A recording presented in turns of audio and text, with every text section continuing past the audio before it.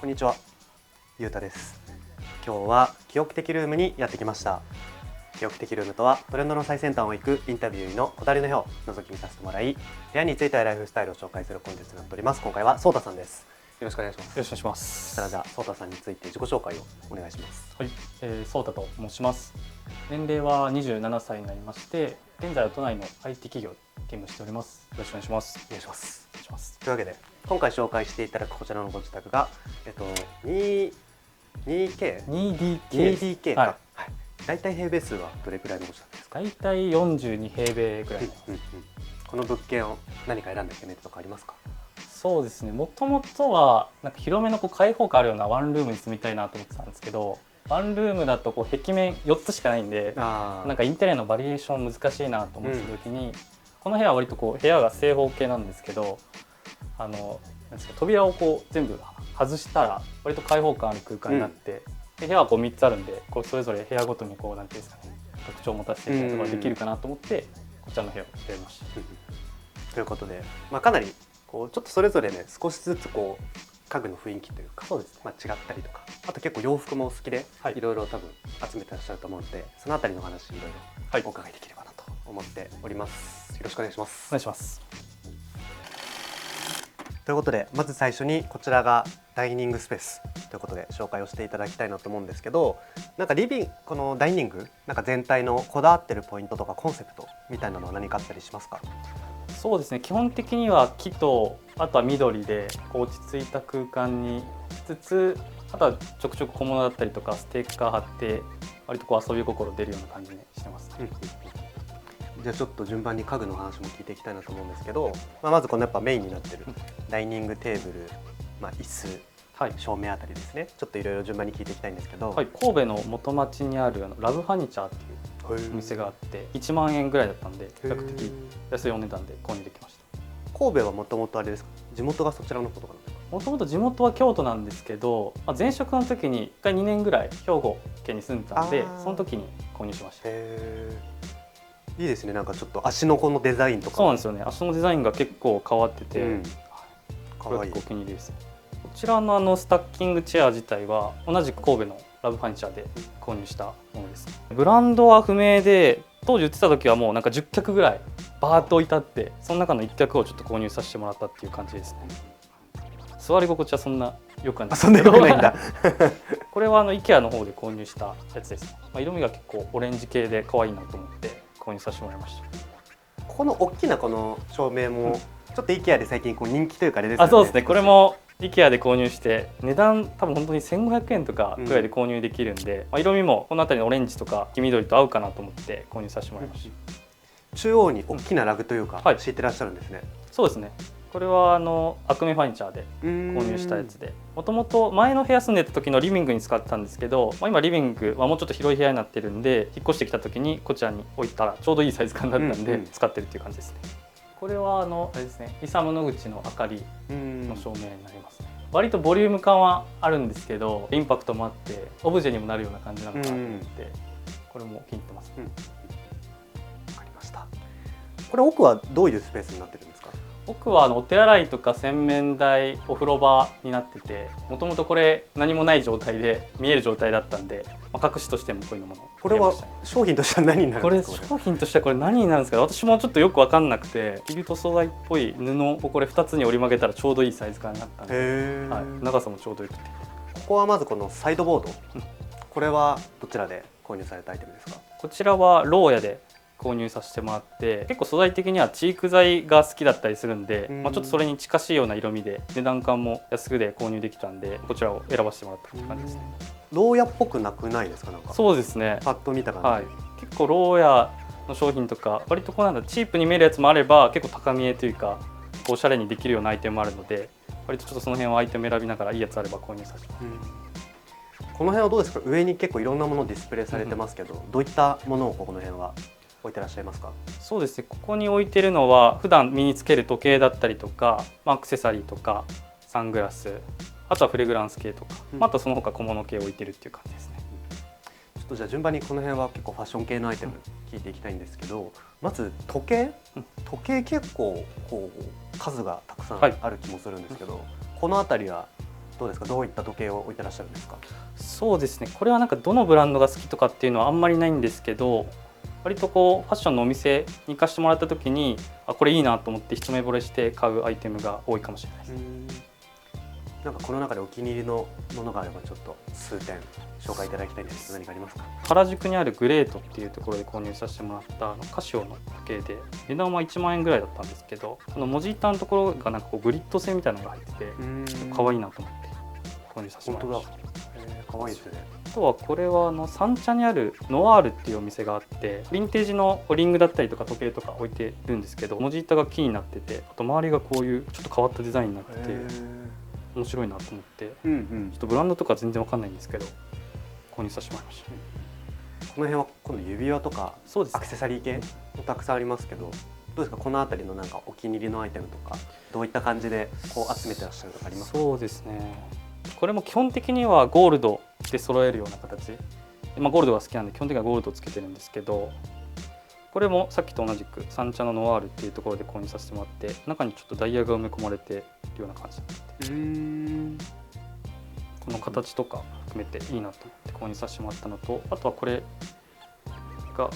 表参道にあるストリップストア、ちょっと今お店の名前変わっちゃったみたいなんですけど、こちらで購入させてもらって、自分自身花が好きっていうのと、あとは色もピンク結構好きなんで、これはなんか自分のために作られたやつかなぐらいの感じでちょっとお気に入りでいつもこの小指につけてます。あとはそのお隣、この辺はアイウェアがそうです、いくつかありますけど、普段、特に夏とかにつけるのはこれジェントルモンスターのバンドネオンっていう型、自分自身あんまり顔が大きい方じゃないので、こういうなんか割とミニマルでコンパクトっていうのと、あとはちょっと形がスクエアっぽいけどちょっと丸みを帯びてるみたいな感じでいいなと思って購入させてもらいました。色も黒じゃなくてちょっとなんだチョコレート色っぽい感じの色なので、この色も相まってお気に入りでつけてます。ここも結構いろんな香水がありますけど、どうですか、この辺りはなんか使い分けというかありますか？そうですね、基本的にはこのロエベの2種類を使うことが多くて、2本セットで販売されてたやつで、組み合わせしてもいい匂いになるっていうのがあって、単体で使うこともあれば組み合わせで使うこともあるっていう感じです。何系の香りというか、どっちかってこう洋梨とかそういうちょっとスイート系の匂いがする感じですね。あとはその上、アート作品がここもこのゴールドの額縁に額装されてますけど、これはどうなったか作家さんのところですか？これちょっと作家さんはわからないんですけど、セローテっていうシャークアタックさんの系列の地下3階ぐらいまであるお店の方で、このサイズ感とかちょっと何を表してる絵かどうかわかんないんですけど、見た目で一目惚れして購入させてもらいました。あとはこちらのテレビの上にかかってるこの時計、これはちょっと逆に今度すごいモダンな、そうですね、結構雰囲気もありますけど、蔵前の方にあるディルピックルクラブさんっていうお店があって、スイスのモバドっていう時計メーカーなのかななんですけど、色味とかミニマルな感じとかがいいなと思って購入させてもらいました。すごいあんまりこう見かけないデザインでいいですね、個性的で。こちら側の方にまずこの植物が、これはヤシ系の植物ですね。はい、そうですね、これはアレカヤシっていう種類の植物になりますね。結構植物はお部屋にもたくさんありますけど、お店はなんか買うお店とか決まってますか？買うお店は一番多いのは表参道のソルソパーク、割とちょっと変わった種類とか変わった形のものが多いんで、そこが多いのと、あとは自由が丘結構行くんで、ブリキのジョーロさんとか、あとはトゥデイズスペシャルさんとか、そのあたりで結構購入させてもらうことが多いですね。あの辺は少し価格帯もちょっと安めというか、そうですね、リーズナブルちょっとですね。安めなんでそちらで購入させてもらってます。あとはその後ろ、このスタンドライトがありますが、これはどちらで？こちらは IKEA で買った7000円くらいだったかなで購入させてもらったものになります。ちょっとなんか IKEA っぽくないというか、結構あれですか、最近のやつとか。これ購入したのはこの家引っ越してきてすぐぐらいなんで、1年近く前ぐらいだとは思うんですけど、このなんかこのデザイン性と、あとは木の感じが可愛いなと思ってお気に入りです。ちょっとリビングのダイニングテーブルとも少し似てますね。そうですね、ちょっとそこもテイストを寄せてっていうところも意識して購入させてもらいました。じゃあ今度はですね、こちらのちょっとソファーの中の方に少し移動をしていただきたいんですけど、こっち側がリビングスペース、そうですね、ということで、どうですか、このお部屋はなんかまたコンセプトみたいなのとか、こだわってるポイントみたいなのありますか？割とこちらの方は色とかかなりごちゃ混ぜで、小物とかも色味あるものを入れてかなり遊び心あるような空間にするっていうのはちょっと結構意識してるかもしれないですね。じゃあちょっと順番にこちらの棚のスペースから聞いていきたいんですけど、これはオブジェ、一応オブジェっていうかそのキネティックアートって呼ばれるようなやつで、キネティックアート、電池を入れたらこう揺れるようになってて、ちょっと今電池が切れかけてるんで動き悪いんですけど、電池入れ替えの時は1回転するぐらい結構電気で動き回るようなやつこのスピード感で1回転。そうです、このスピード感で1回転してくれます。なんかぼーっと見ちゃいそうです、ね、眺める時ありますね、疲れてる時とか疲れてる時は確かに。あとはこのお隣、これはブックエンドですか？そうですね、これはスロープブックエンドっていう商品で、ブックエンドにしては珍しいようななんかボールで押さえるような形になってて、ゴールドも結構好きなんでそれも相まって気に入って使ってますね。この辺のこの書籍とかは何系のこれは本が多いんですか？そうですね、これは昔の画家さんとか、あとは建築系の本とか、この辺はなんか古本屋さんとか見に行った時に見つけていいのがあれば購入させてもらってるっていう感じですかね。これとかは前ゴッホ展があって、それ見に行った時に中身見て購入させてもらった感じですね。中も結構開けるような絵も一部あったりとかして、確かにゴッホって作品の数がもうそうなんですよ、めちゃくちゃ尋常じゃないぐらいあって知らないのとかもありますもんね。そうなんですよ。こういうページが5ページとかぐらいあって、すごいちょくちょく眺めたりしてますね。これはレゴのお花ですか？これはそうですね、レゴのフラワーブーケっていうやつで、意外と組み立てるの結構大変で、3時間くらいは1人で作ったらかかった気がします。で生け花とかだと僕ちょっとズボラで結構枯らしちゃうこともあるんで、これだと生け花の代わりとしてずっと綺麗に見えるんで、これはちょっとお気に入りで最近買いました。あとあれですね、このお隣、すごい大きなルームディフューザー、10畳用のフレグランスなんで、あんまり匂いはこんぐらいの広さだと匂わなくなっちゃったんですけど、これは結構ブドウのいい香りがするやつで、ドットール・ブラニエスだったかっていうブランドのやつなんですけど、これも2年以上は2年以上は使ってるんで、すごいですね、意外と長持ちする。確かにそう考えるとじゃあ、意外にそうなんですよ、意外とそこまで高くないかもなとは思います。レコードかなりビギナーなんで、まずはちょっと価格帯安いアイオンのやつを購入させてもらいました。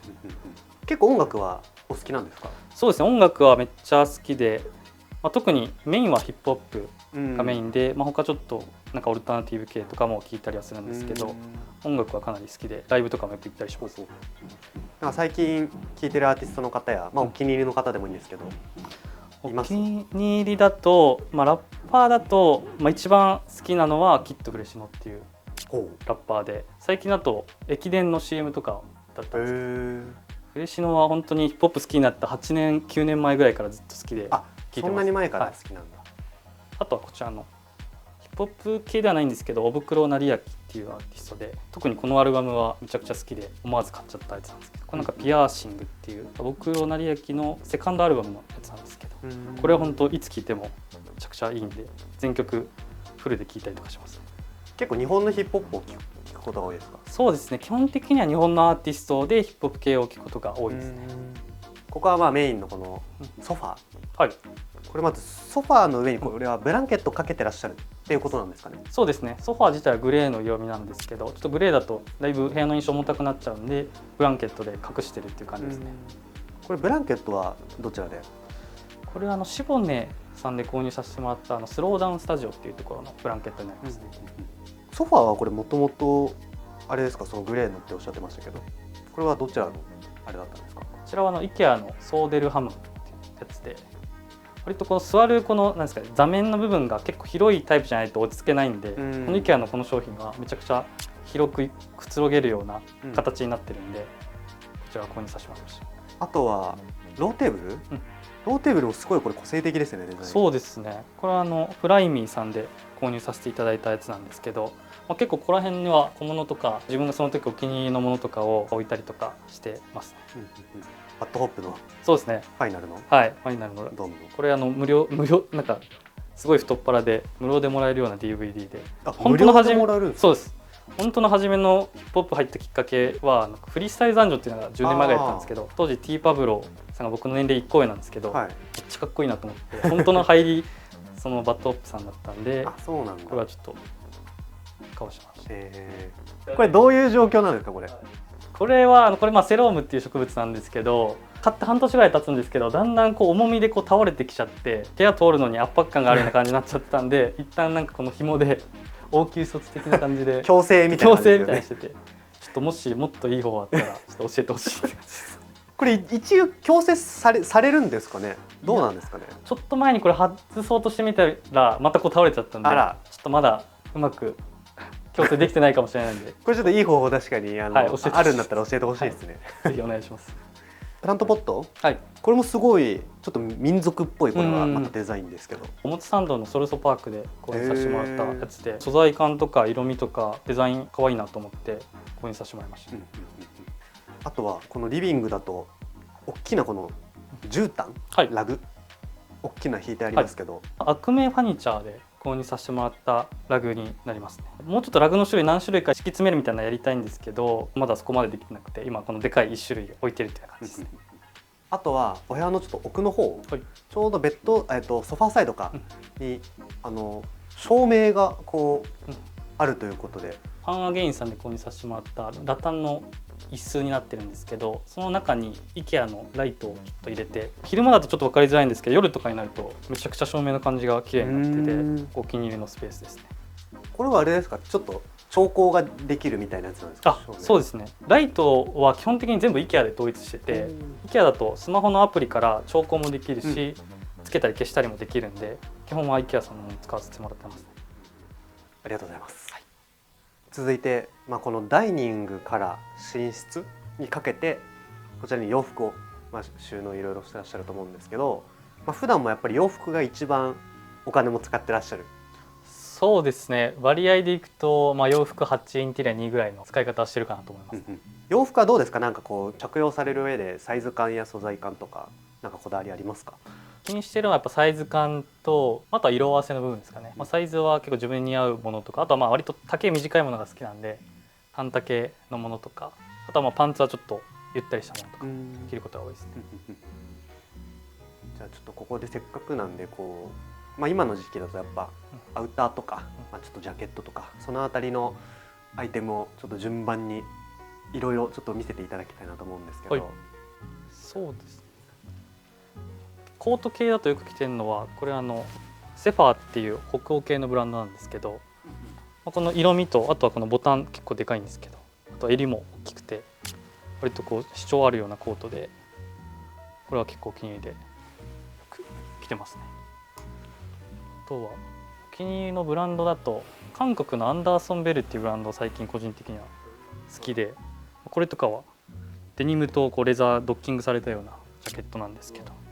れめっちゃかっこいいですね。そうですね、かっこよくて気に入って着てますね。割とアーカイブ系の服も買ったりすることが多いんで、これとかも結構変わってるんですけど、これラフ・シモンズ、もうブランド自体なくなっちゃったんですけど、ラフ・シモンズの2007年ぐらいのもので、これ実際ルックでも着用されてたやつなんですけど、これこの後ろにこういう形でチャックがついてて取り外しもできるんですけど、こう前に持ってきてボタン止めたりとか、ここクロスさせたりとか、そういういろんな着方ができるんで、これも結構着たりすることが多いですね。手前側は結構シャツとか、そうですね、それこそあと半袖とかがこっちが多いんですかね。割とこの辺とかジャケットとかが多くて、この辺がT シャツ類、シャツ類ぐらいになってるかなと思います。どうですか、シャツとか、このシャツジャケットとか、そのあたりはなんかお気に入りとかあります？そうですね、お気に入りだとちょっと派手なんですけど、これラルフ・ローレンのジャケットになってて、この色味とか素材、あとはもうボタンの色かっこよくて、これは結構なんだろうな、こういった色味の雰囲気のものを着たい時とか着用することが多いのと、あとはシュプリームとかもちょくちょく好きで買ったりしてるんで、これとかも割とこの素材感の部分が結構面白くて、こちらも気に入って着てますね。結構アメリカ発のブランドのものとかが多いんですか？そうですね、今紹介したものはアメリカ系のものも多いんですけど、割と一番好きなのは北欧系のブランドで、それこそさっき出したセファーとか、あとアワレガシとか、その辺のブランドも結構着用することが多いですね。じゃあもう洋服のそのスタイルは本当に結構いろいろ、じゃあ割と何でも着るというか。そうですね、一番好きなのは結構モード系のブランドが好きなんですけど、そこからちょっと外したようなアイテムも好きなので、割とこうごちゃ混ぜで着ることは多いです。あとは結構上とかはキャップ系とかそうですねもいろいろありますけど、この辺りは、ベースボールキャップが多め、そんなこともないか。割とベーシックな感じのものが多くて、これはなんかアイデアブックスっていうところがの割と海外のアートブックとか置いてるようなもののアパレルラインなんですけど、これとか形気に入ってて好きなのと、あとはこれはサウンドスポーツっていう日本のブランドと、あとはジェイラルっていう海外のブランドがコラボした時のアイテムで、あんま着用する機会ないんですけど、割とこう暗いトーンの服を着てる時にキャップで外したりとかっていう時に使ったりしますね。じゃあちょっとせっかくなので今日のちょっとコーディネートとかも少し聞けたらなと思うんですけど、今日はなんかテーマじゃないですけど、なんとなくこうあるんですか？テーマ的にはテーマというところまではないんですけど、個人的にはネクタイのスタイルは結構最近ハマってて、ネクタイを着用しようっていうところと、あと個人的に、インテリアも服もそうなんですけど、ピンクとブラウンの組み合わせ結構個人的には好きだったりするんで、その組み合わせで今日着用しました。じゃあせっかくなんでちょっとトップスからパンツまでちょっと紹介いただいてもいいですか？トップスがこれがオーラリーっていう日本のブランドのもので、この色味と、あとはこう丸首のカーディガンって結構メンズでは珍しいんですけど、今季はそれこそミュウミュウとかが出してて、それがその雰囲気がいいなと思って、ただちょっと色味は変化加えたいなと思った時にオーラリーで見つけて買わしてもらったやつで、あとはパンツはこれは北欧のブランドなんですけど、サンフラワーっていうブランドのもので、これデニムでブラウン系のものはちょっと珍しいなと思って購入させてもらって。若干フレアになってるんですか？これフレアではないですね。フレアではない。はい、ちょっとワイドな感じにはなってるんですけど。で、あとはここにちょっとアクセントでつけて、これはなんかアンドドーターっていうブランドのニットのスカーフみたいになってるんですけど、こういう感じでちょっとベルト的な感じでこうつけてて、いろいろ使い方できて、こうなんかこうかぶって、こういう風にしたりとかで、なんかニット帽的な。結構可愛いですね。そう、結構これ可愛くて。確かにこんな感じで外出ることも全然あります。いいですね。ちょっと抜けてる感じして。こちらが寝室ということで、じゃあちょっと中に失礼します。はい。こっち側ちょっと日当たりで言うと少し暗め。そうですね。結構暗めで、割とベッドルームに適してるかなっていう感じです。そうですよね。寝室は割とこうなんか落ち着ける空間にしたいなと思ったので、なんか色味はそこまで加えすぎず、ワンポイントぐらいでピンクだったりオレンジとかを入れてるような感じの、落ち着いた雰囲気にはするようにしてます。ここの辺で言うと、このデスクスペース、ここはもう今は全然使ってないみたいな感じですか？そうですね。今の会社自体は基本出社なんで、あんまり在宅する機会ないんですけど、前職とかは結構在宅してたりしたんで、その時は使ってましたね。これもデスクとこのオフィスチェア、結構可愛いですねこれ。そうです。デスクはこれ多分なんてことないなんか Amazon で買った1万円ぐらいのやつなんですけど、サイズ感もコンパクトで中にこう書類とかもしまえるんで気に入ってるのと、あとは椅子はこれ日暮里のファンアゲインさんっていうところで購入したビトラ社っていうところのピザロールってやつで、キャスターがついてるものは珍しいらしくて、ピンクのペールトーン含めて可愛いなと思って購入させてもらいました。あとあれですね、今このベッド見てると枕の隣、なんか緑のちょっと顔がなんか出てますけどこれはIKEA のぬいぐるみなんですけど、これは家族で IKEA 行った時に5兄弟3兄弟いるんですけど、3兄弟お揃いで購入しました。そうなんだ。皆さんあれなんですか、寝室に置いてるんですか？いや、どうなんだろう、ちょっとそこまで聞いたことないですけど妹はまだ実家に住んでて、実家ではリビングに置いてました。リビングに置いてるんだ。じゃあちゃんと皆さん取っといてるんだ。そうですね。わかりました。ありがとうございます。